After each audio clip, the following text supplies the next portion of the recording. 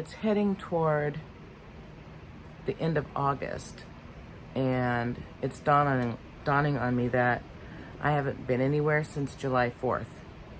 That got me thinking, all these years of wearing a mask and gaslighting myself and, taking those personality tests, I literally answered all the questions incorrectly and made myself out on paper to be an extrovert when I clearly am not. I am an introvert, and I am autistic, and I choose to isolate.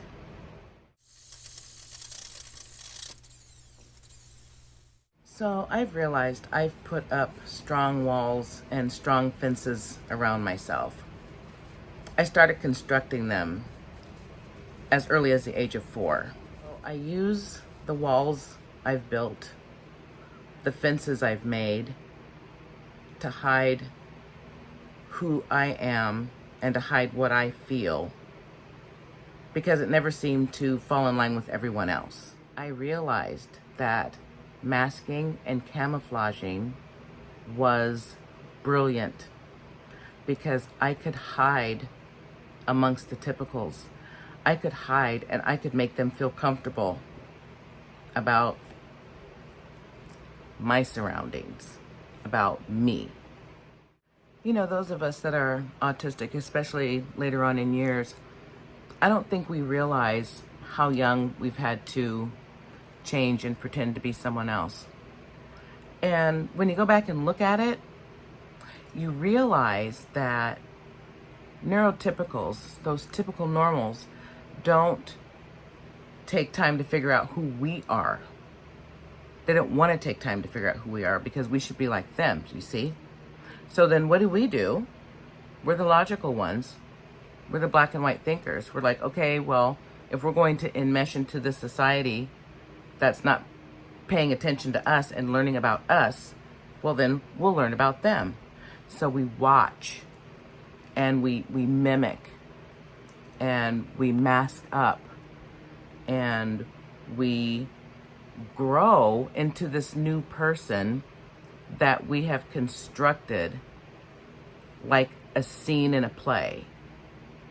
And then we play that role for the rest of our life, adding nuances, adding scripts, adding neurotypical situations to our neurodivergent lifestyle, hoping to continue to slide under the wire. Imagine how exhausting that must be. No, imagine how exhausting that is. Meanwhile, we learn everything we can about them and we cram it in like we're cramming for a test. We must learn, we must assimilate, we must blend in. And I mean blend in, not fit in, because we never fit in.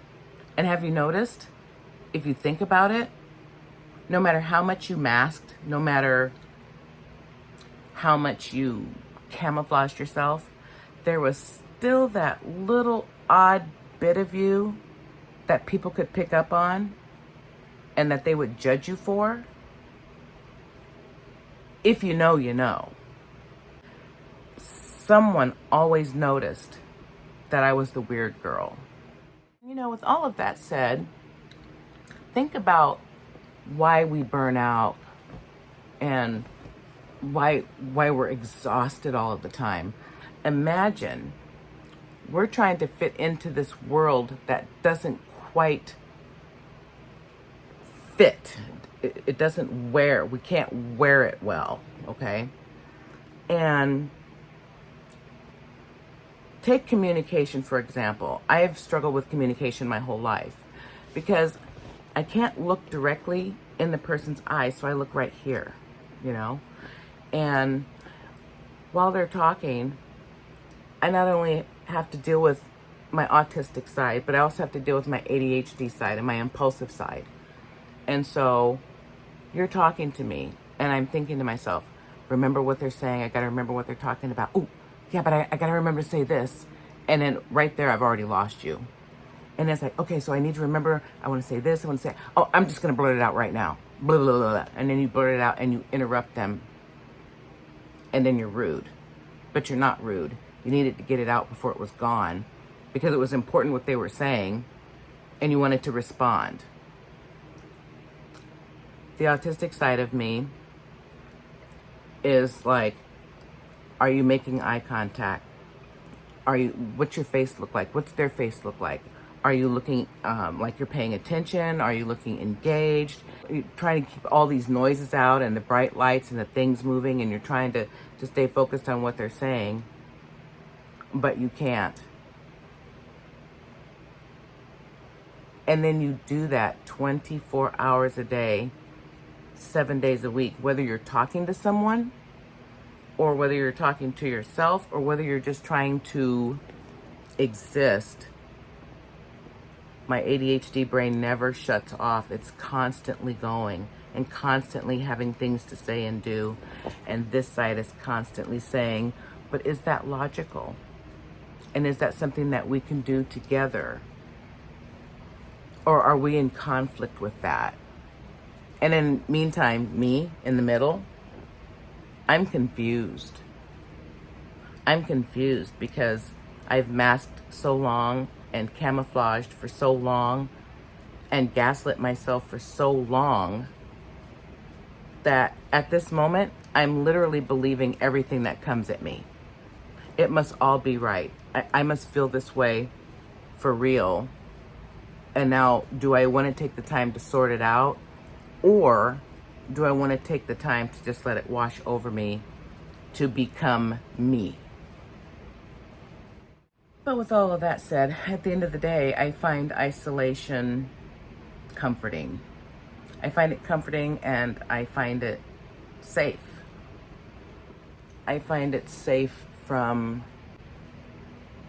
people, places, things, situations, and explanations.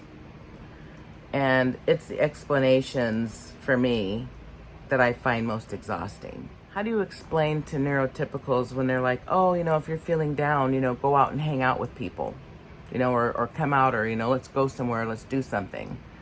And how do you explain, but that would absolutely do the opposite and make things worse? Because in their minds as extroverts, well, if you're down or if you're isolating yourself, you must be sad and lonely, so let's go out and party or let's go out and do this thing.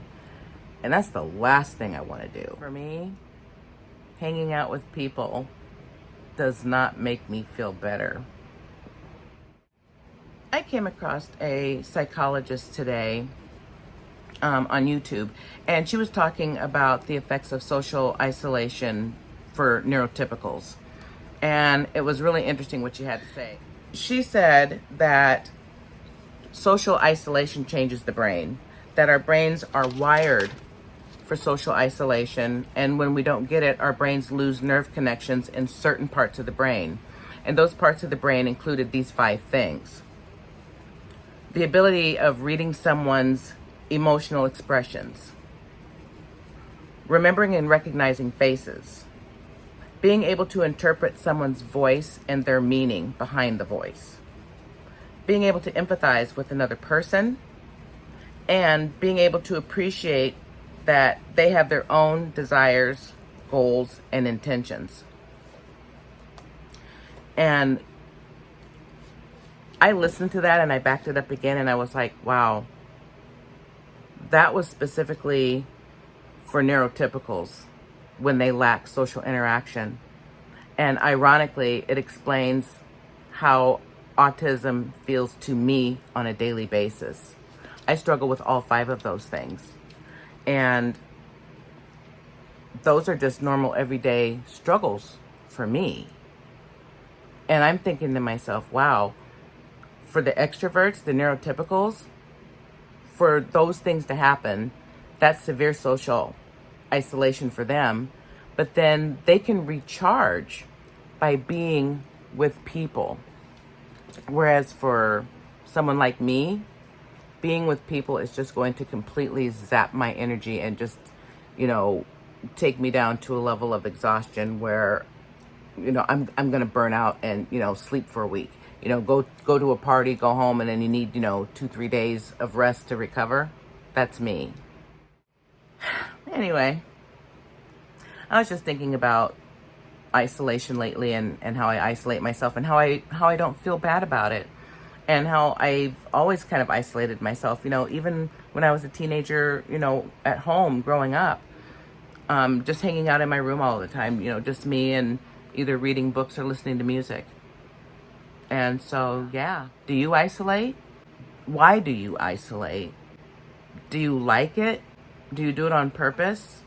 Or have you backed yourself into a corner with it?